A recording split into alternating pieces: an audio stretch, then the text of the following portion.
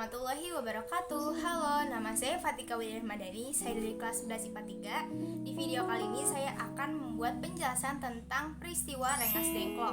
Alasan mengapa saya memilih peristiwa Rengas Dengklok sebagai materi yang akan saya jelaskan di video kali ini adalah karena menurut saya peristiwa Rengas Dengklok itu adalah peristiwa yang sangat penting dalam proses proklamasi kemerdekaan Indonesia.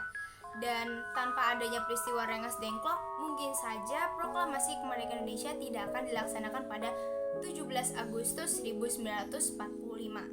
Peristiwa Rengas Dengklok berawal dari perbedaan dua pendapat antara golongan tua dan golongan muda.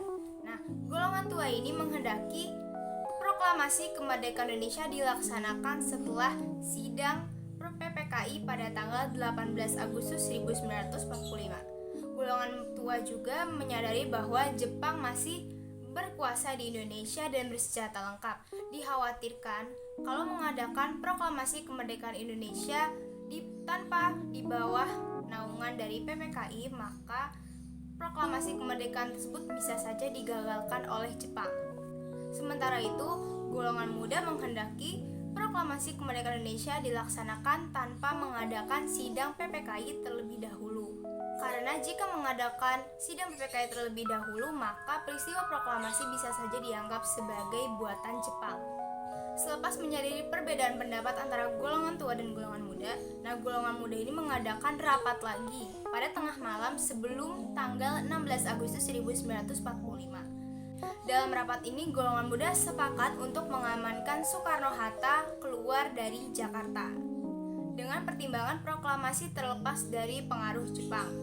Tempat yang dipilih untuk mengamankan Soekarno-Hatta adalah Rengas Dengklok. Rengas Dengklok dipilih karena tempatnya terpencil sekitar 15 km dari Jalan Raya Jakarta-Cirebon, terdapat pasukan peta yang bersenjata lengkap, serta daerahnya dapat dipantau dari seluruh penjuru. Setelah sampai di Rengas Dengklok, Soekarno-Hatta ditempatkan di rumah milik warga keturunan Tionghoa yang bernama Jiao Qi Xiong.